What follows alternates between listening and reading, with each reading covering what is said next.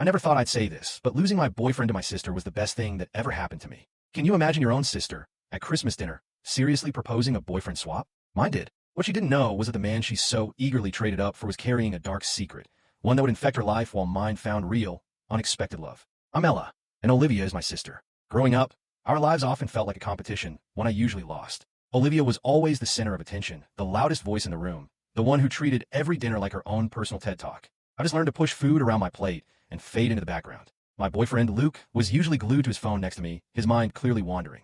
Across from me, Will, Olivia's boyfriend, sat with his arms crossed, a bored expression on his face that clearly said he'd heard whatever Olivia was saying at least 9 times already. So, I've been thinking, Olivia announced, surveying us like she was giving a keynote address. Will just muttered, "Here we go." Olivia glared at him, then continued, "I have this idea. It's kind of crazy, but hear me out." I always thought Will was quiet because he was just uninteresting. I later realized he'd simply learned that speaking up around Olivia was pointless. Then she dropped the bomb.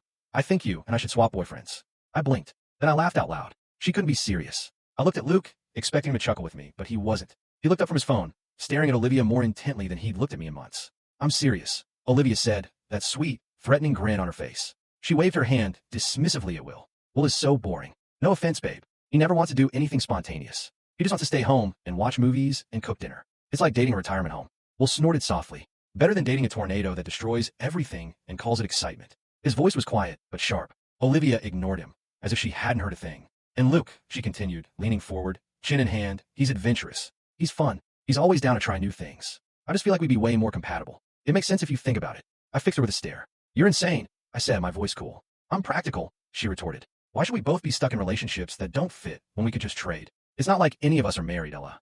"Olivia, that is genuinely the dumbest thing I've ever heard you say. And you once told me you thought the sun and the moon were the same thing." "I was 12, she snapped, and stopped deflecting. "I'm offering you an upgrade." She waved it like he was a game show prize. Will lifted an eyebrow, but said nothing. Then, he cleared his throat. "I mean," he said slowly, "it's not the worst idea." My whole body went cold. My neck cracked as I whipped my head to look at him. "Excuse me?" He shrugged carelessly. "What?" "I'm just saying. Might be fun to try something different. We've been together 3 years, Ella. Things get stale." "Stale?" I repeated, my voice rough. "Yeah, don't act like you haven't noticed." I had noticed. I expected us to fix it together, not use it as an excuse to exchange me for my sister. Olivia clapped. "See, Luke gets it. Come on, Ella. 1 month. That's all I'm asking. If it doesn't work out, we switch back and forget it ever happened. No harm done." "No," I answered. "Why not?" "Because it's crazy. Because you're my sister. Because this isn't a Netflix movie. Pick a reason." Her eyeballs were rolling so hard I believed they'd become stuck. "God, you're so dramatic. It's not that serious." "Will doesn't care." She anticipated his response.